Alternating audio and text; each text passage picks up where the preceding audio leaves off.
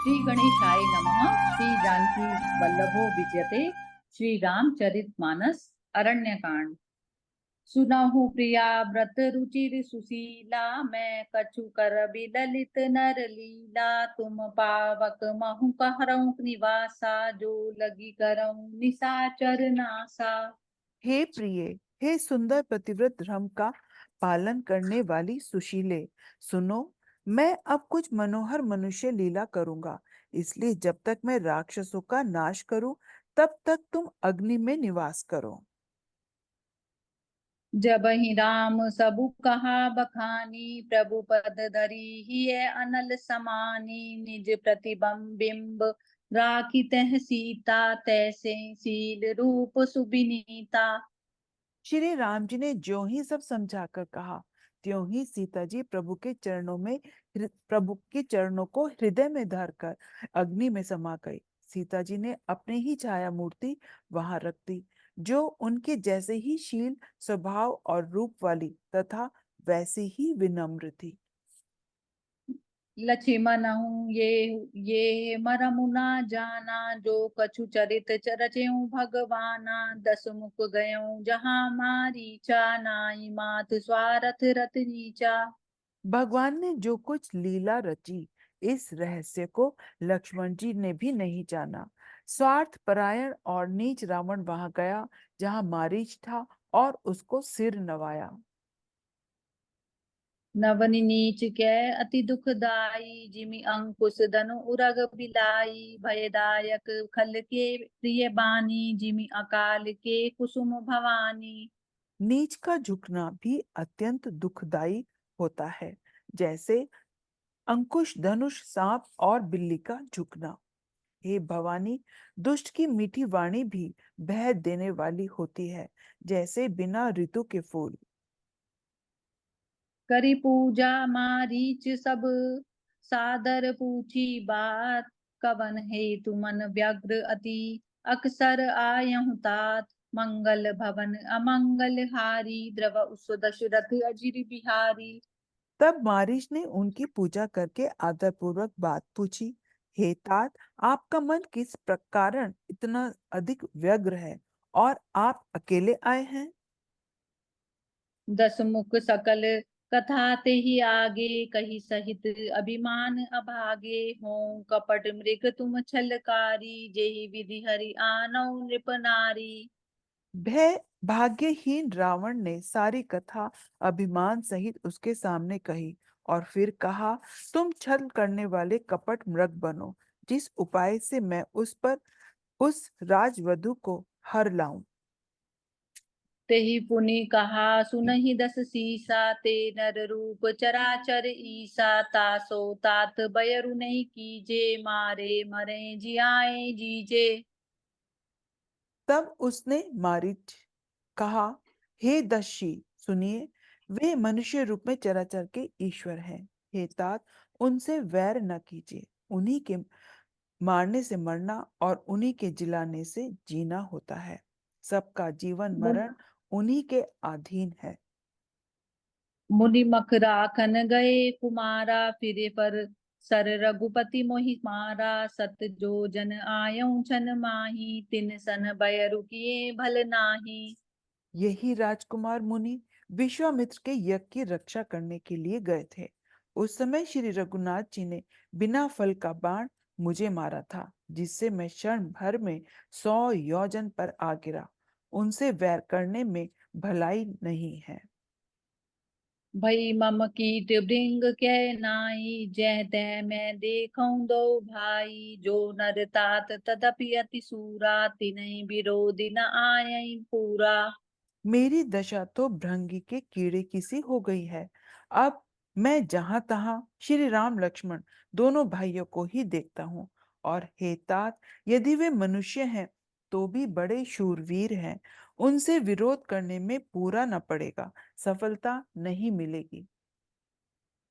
जेहि ताड़का सुबाहु, हति कंडे हर को दंड। हर दूषण तिसिरा बधऊं, मनुज की अस बरी बंड। मंगल भवन अमंगल हारी, द्रव उस दशरथ अजिर बिहारी। जिसने ताड़का और सुबाहु को मारकर शिवजी का धनुष तोड़ दिया और खर दूषण और त्रिशिरा का वध कर डाला। ऐसा प्रचंड बलि भी कहीं मनुष्य हो सकता है? जाहु भवन कुल कुशल बिचारी, सुनत जरा दीन शिवहु गारी। गुरु जिमि मूढ़ करसि मम बोधा, कहूँ जग मोहि समान को जोधा। अतः अपने कुल की कुशल विचार कर आप घर लौट जाइए।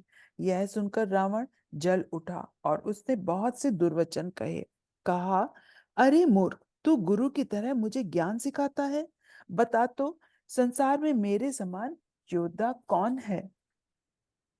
तब मारीच हृदय अनुमाना, न वही विरोध नहीं कल्याणा। शस्त्री मार्मी प्रभु सठ धनी, वेद बंदी कबि भान सगुनी। तब मारीच ने हृदय में अनुमान किया कि शस्त्रधारी मर्मी समर्थ स्वामी मूर्ख धनवान वैद्य बाट कवि और रसोइया इन 9 व्यक्तियों से विरोध करने में कुशल नहीं होता। उभय भांति देखा निज मरना, तब ता किसी रघुनायक सरना। उतरु देत मोहि बधव अभागे, कस न मरऊं रघुपति सर लागे। जब मारिच ने दोनों प्रकार से अपना मरण देखा, तब उसने श्री रघुनाथ जी की शरण तकी, अर्थात उनकी शरण जाने में ही कल्याण समझा। सोचा कि उत्तर देते ही यह अभागा मुझे मार डालेगा, फिर श्री रघुनाथ जी के बाण लगने से ही मैं क्यों न मरूं।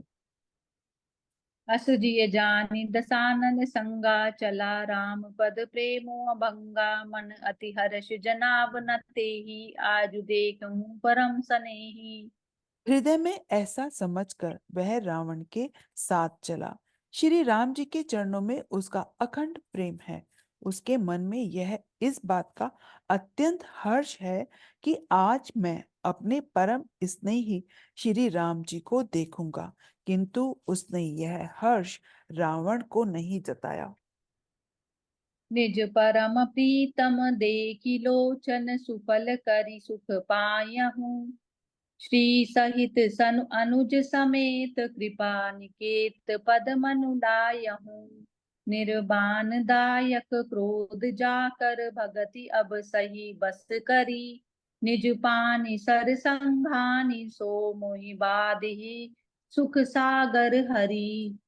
वह मन ही मन सोचने लगा, अपने परम प्रियतम को देखकर नेत्रों को सफल करके सुख पाऊंगा। जानकी जी सहित और छोटे भाई लक्ष्मण जी सहित कृपा निधान श्री राम जी के चरणों में मन लगाऊंगा, जिनका क्रोध भी मोक्ष देने वाला है और जिनकी भक्ति उन अवश्य किसी के वश में न होने वाले स्वतंत्र भगवान को भी वश में करने वाली है। आहा, वे ही आनंद के समुद्र श्री हरि अपने हाथों से बाण संधान कर मेरा वध करेंगे। मम पाछे धर धावत, धरे सरासन बाण। फिरी फिरी प्रभु बिलो कयूं, धन्य नमो सम आन। मंगल भवन अमंगल हारी, द्रवहु सो दशरथ अजिर बिहारी।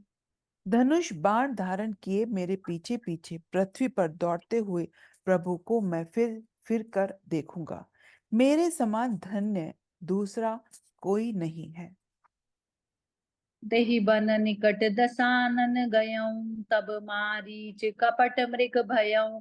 अति विचित्र कछु बरनि न जाई, कनक देह मनि रचित बनाई। जब रावण उन उस वन के निकट पहुंचा, तब मारीच कपट मृग बन गया। वह अत्यंत ही विचित्र था, कुछ वर्णन नहीं किया जा सकता। सोने का शरीर मणियों से जड़कर बनाया था। सीता परम रुचिर मृग देखा, अंग अंग सुमनोहर वेशा। सुनहु देव रघुबीर कृपाला, यही मृग कर अति सुंदर छाला। सीता जी ने उस परम सुंदर हिरण को देखा, जिसके अंग अंग की छटा अत्यंत मनोहर थी।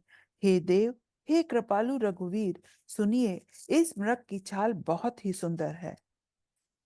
सत्य संध प्रभु बधि करी एही आनहु चर्म कहति बेदेही। तब रघुपति जानत सब कारण उठे हर्षि सुर काजु सवारन। जानकी जी ने कहा, हे सत्य प्रतिज्ञ प्रभु, इसको मारकर इसका चमड़ा ला दीजिए। तब श्री रघुनाथ जी सब कारण जानते हुए भी देवताओं का कार्य बनाने के लिए हर्षित होकर उठे। मृग बिलो की कटी परिकर बांधा कर तल चाप रुचिर सर दसांधा। प्रभु लक्ष्मण ही कहा समुझाई फिरत विपिन निश्चर बहु भाई।